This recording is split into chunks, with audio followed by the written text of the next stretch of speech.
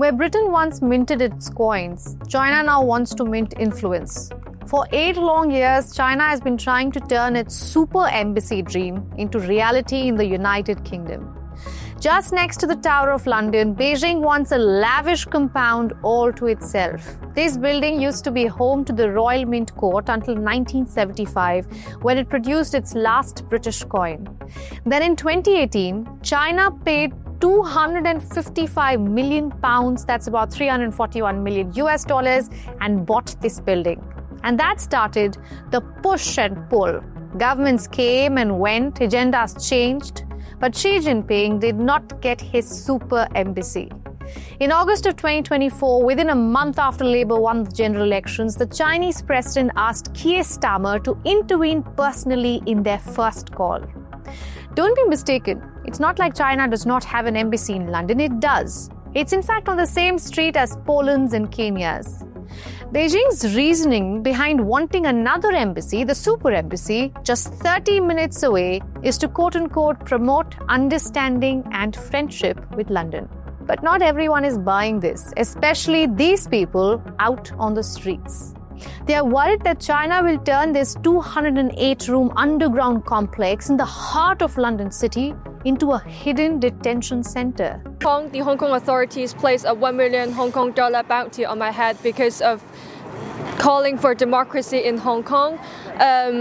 This embassy will be a spy hub if it is built. There are 208 secret underground rooms under the Roman court, and this will be a spy hub for them to have more resources, more personnel, more diplomats to survey and intimidate Hong Kongers and dissidents here in the UK. The concerns aren't unfounded.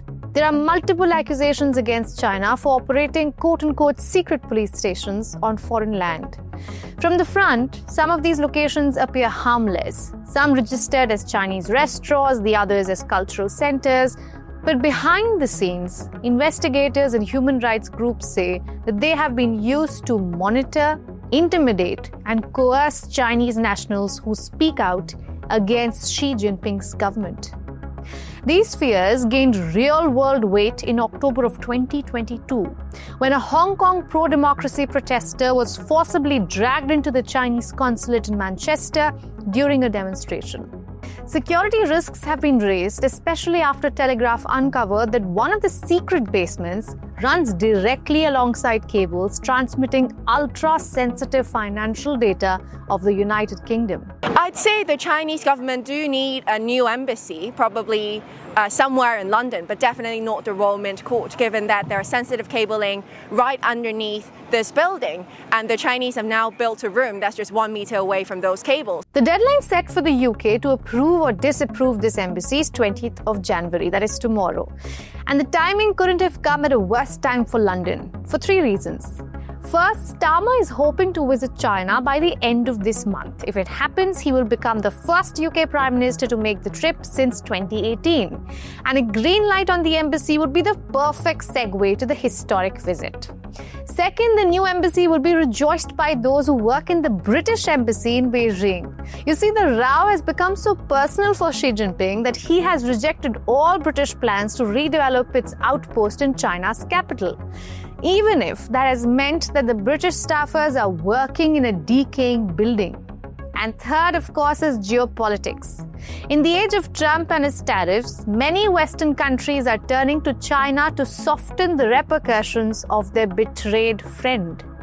The UK is no exception. After years of strained ties over Hong Kong, espionage fears, and security concerns, London is recalibrating.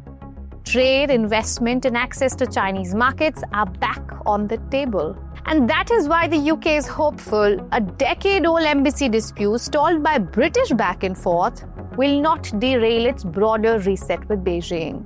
So this is no longer just about bricks and basements. It's about how far Britain is willing to go to meet China and what it is prepared to risk in the process. Keir Starmer has a decision to make, one that will be closely seen by Xi Jinping, Donald Trump, and of course his voters. I'm Ananya Datta. Thanks for watching Hindustan Times.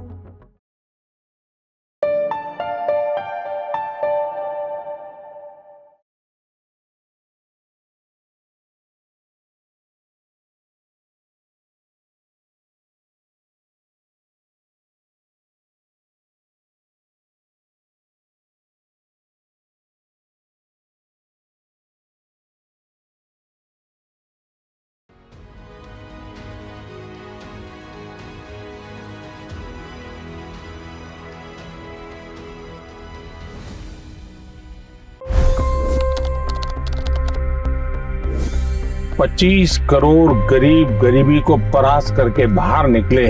For the good of our nation, let's work together and let's truly make America great again.